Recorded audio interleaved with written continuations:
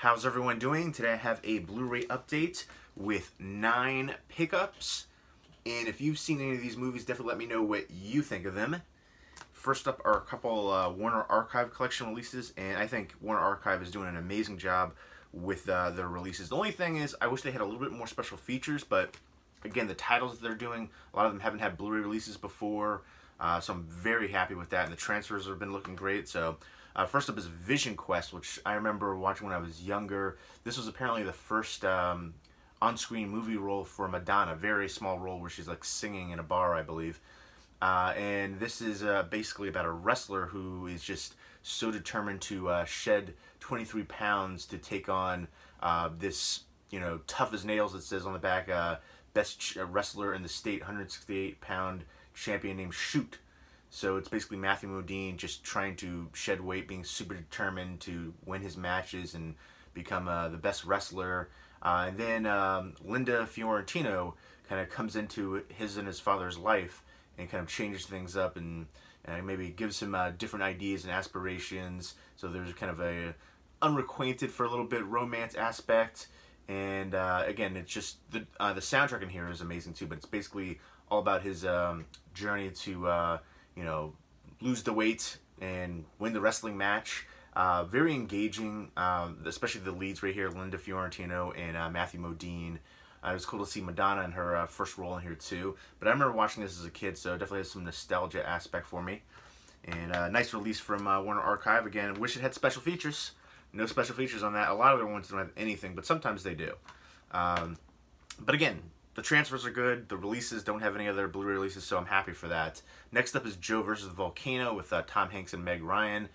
They've done 3 films together. You've Got Mail, which one of the few rom-coms that I really enjoy. And then Sleepless in Seattle, and then this one right here. Meg Ryan plays 3 roles in this one, and Tom Hanks is like this kind of a down and out kind of a guy working this dead-end job. He's super stressed out, and apparently he's told he has a terminal brain cloud, and he doesn't have much time to live. So this this is Jillionaire on the back, but a guy who has a lot of money basically says, I'll give you a ton of money to, jump into a volcano. And he thinks he's not going to have much time left anyways, and he's like, why not? I don't have anything to live for, essentially, and he's going to be able to live lavishly towards the end of his life for this short time to jump into the volcano. And then he meets Meg Ryan, which is like the, super rich guy who's paying him to do this. It's, I believe, his daughter. But she plays, again, 3 roles in here, and of course there's a romance. And this is another one that I remember watching when I was a kid, so it was cool to be able to finally pick this up on Blu-ray. And again, a very, I don't know, the chemistry that they have just seems really authentic. And there's some really funny scenes. I remember there's a scene where he's like catching a shark on the boat. I thought that was really entertaining. And I thought this movie is just a lot of fun. And again, good rom-com right there. And I like how it, ties together at the end too.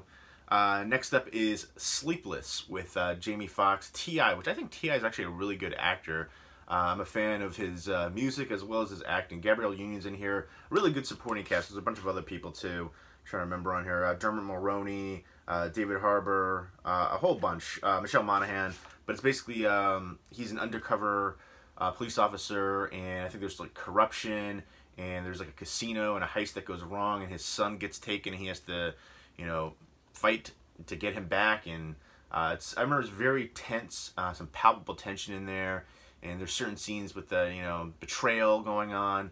But I like Jamie Foxx as an actor. I liked all the actors in here. I think they all play their parts really well. And a good amount of suspense throughout. So very thrilling and pulse pounding, if you will. Some good action sequences too, shootouts and stuff like that. Next up is a completely different one, departure from that one, is Me, Earl, and the Dying Girl. Kind of like an indie dramedy, but this one kind of... I think had a big following, a lot of hype and buzz for it, and I think it definitely lived up to it too. I think if you're a fan of cinema, you'll definitely appreciate this because there's a lot of cinema references throughout, a lot of film references. They do, him and his friend, they do these kind of like film parodies, and then they meet this girl who has, I think she has like terminal cancer, and so they kind of befriend her, and I think it's really sweet. Some of the aspects there's some romance, there's, again, I love the cinema aspect, and then the supporting cast here is really good too. Is it Molly Shannon, Nick Offerman? Yeah, Nick Offerman's hilarious in here. But there's a few other recognizable people. John Bernthal, right? He's like the teacher. But I definitely enjoyed this film. And the lead actor, he's really good. He's been in a ton of stuff. Olivia Cooke is the female lead, and Thomas Mann, and then R.G. Seiler. But Thomas Mann, he was in this movie called Some Freaks, which was, I think, 2016 now. And that one doesn't have a release, Blu-ray, DVD, anything, anywhere. I remember looking up like all the different countries. Like if you go on Blu-ray.com, you can look up every country. And for DVD, Blu-ray, no release for it. And I thought that one was a really good one too. He kind of plays another quirky role. He plays kind of the same role almost in everything, pretty much. But he plays the role well, believable in every time. But maybe he's just playing himself. I don't know. But Some Freaks was a really good one. Kind of a weird romance kind of movie where he has like one eye and he falls for this girl who is I don't know, heavy set. I don't know the nicest way to say it, politically correct way to say it, but they kind of have a romance thing and they go to college and things change. But I thought that was another really good kind of indie dramedy, good romance aspect in there too. Just felt like I had a lot of emotional honesty, and I think that one deserves a lot more attention. One of my favorite movies probably of 2016. I'd say probably top 10 for me. If not top 10, like top 15 at least. But I didn't hear anybody really talk about that one. But Me, Earl, and the Dying Girl is definitely an indie dramedy gem that I would definitely recommend, especially for fans of film, cinema. Like, there's a lot of references there, so I think it's pretty cool. Next up is Boulevard, which this one really surprised me, kind of a darker one. This is the final on-screen performance of Robin Williams. Just tragic what happened to him. But he plays this 60-year-old married man who is closeted. He's gay, but he hasn't really come to terms with his, I guess he realizes it, but he hasn't fully come to terms with his sexuality and his relationship, and his marriage is kind of crumbling because of, you know, that. But he picks up a young, I guess, male prostitute and kind of changes his whole world. And it's darker, but I actually really enjoyed this film. I wasn't expecting to, but I feel like this is another one that doesn't get any buzz or attention. I haven't heard anybody talk about it, but it's kind of a, you know, just a really moving performance from Robin Williams. Again, kind of a darker movie. There's some rough things that happen in certain aspects, but again, the ending, I think, really just comes, everything about it. You go through this journey with him, and it's the payoff is just satisfying. It's great. It's something that gives you kind of hope. You know, second chances in life, all that kind of good stuff, and just a really strong performance across the board, but especially from Robin Williams. And you have a bunch of other recognizable people in here. Well, a few other recognizable, Bob Odenkirk, a few other people too, but really strong performance for his final on-screen role for Robin Williams. And I definitely recommend this one. I think I pretty much recommend most of these ones on here so far. This is a good stack right here. Next up is In the Heart of the Sea. This is the 3D version for that lenticular slipcover. I know this has a 4K release, but I don't know. I want to get the 4K release too because I really enjoy this film, but I love that slipcover. So if I get the 4K, this is one I probably will keep because of the slipcover. I know, collector problems, right? I know a lot of people don't care about the slipcovers, but if a movie has a slipcover and I don't have it, I feel like it's naked, it's not complete. And yeah, this is one that I'm a big fan of the movie, so I do want to get the 4K, but I think that slipcover is awesome, and I like the movie, so if it's a movie that I really like, I'll keep several editions of it, even though I really shouldn't because I don't have the space. 9 bookcases in total, 6.5 feet tall each, and they're all full. I've got stacks on the floor. I need to downsize more. Maybe, I don't know. Right now, I'm going to keep this. Maybe in the future, I'll get rid of it, but this is basically about the real-life disaster that inspired Herman Melville's Moby Dick, and basically kind of talks more about what happened afterwards, a little bit more in depth about the crew. But I don't know. Here's a little fun fact. Whales freak me out. I used to have a reoccurring nightmare about a whale when I lived in Virginia. I lived right by the ocean, and beaches were everywhere. But I had this reoccurring nightmare where the whale would come up out of the ocean and onto land and like destroying houses and just moving and, you know, coming closer to me where I lived and destroying houses on my block, and just freaked me out. And whales are giant sea monsters. They're huge, like, you know, depending on what kind of whale, but like the really big ones, those are just huge monsters. And I don't know, the idea of people going on whale watching trips and trying to pet whales, it freaks me out. They're giant freaking monsters living in the ocean.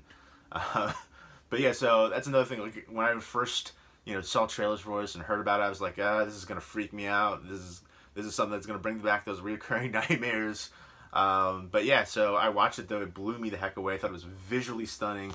Directed by the great Ron Howard. Great cast here.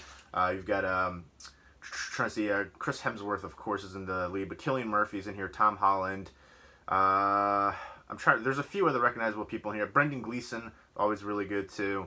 But yeah, this is another one that was really interesting to see the stories of the crew here and their life, and just really visually stunning, aesthetically appealing when they're going through the battles with the whale and the ship and what they had to do to survive, and just the ocean.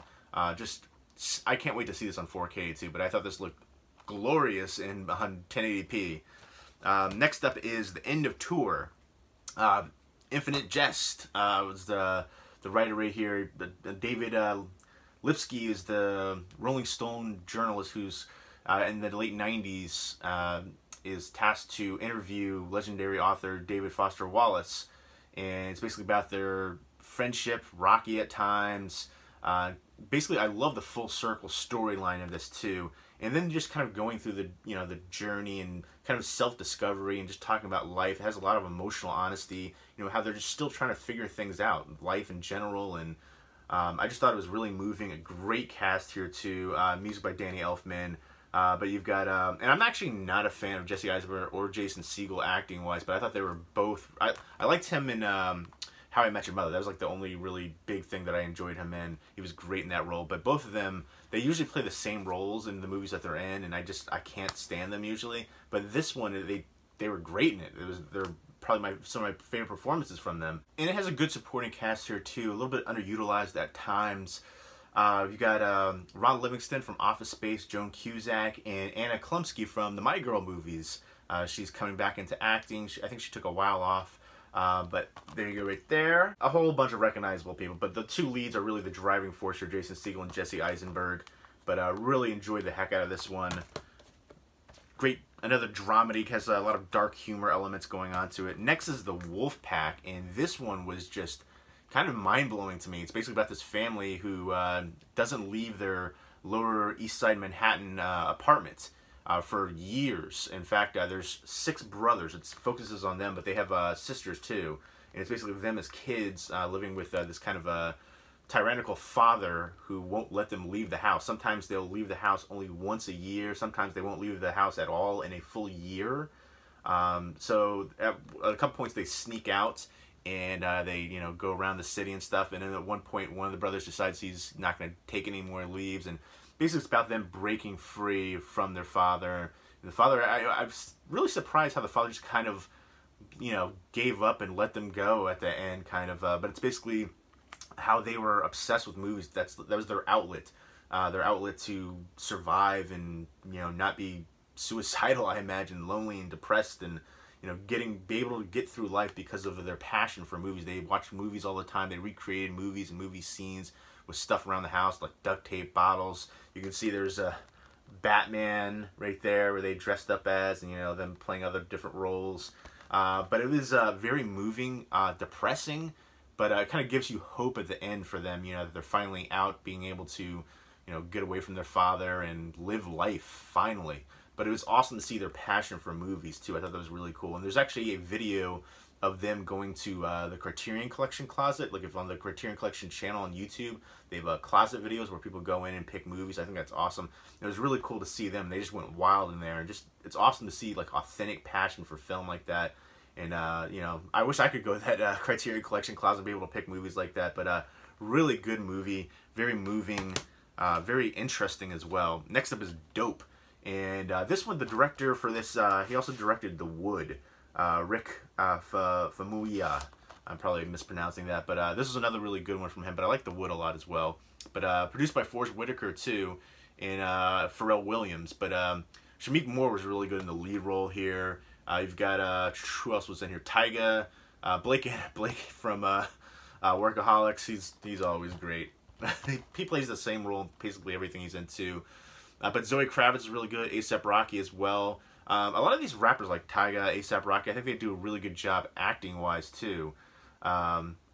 So yeah, basically it's about him. He, the lead guy, he's really into, Malcolm's into like old school rap, but he's gonna be able to go to Harvard. He's kind of a nerd, and there's a romance aspect, and he gets caught up in these drug dealers, and he has to get this backpack, and it's very interesting. It's like this journey, this twists and turns, and basically him and his his two friends right there kind of help him get out of the situation.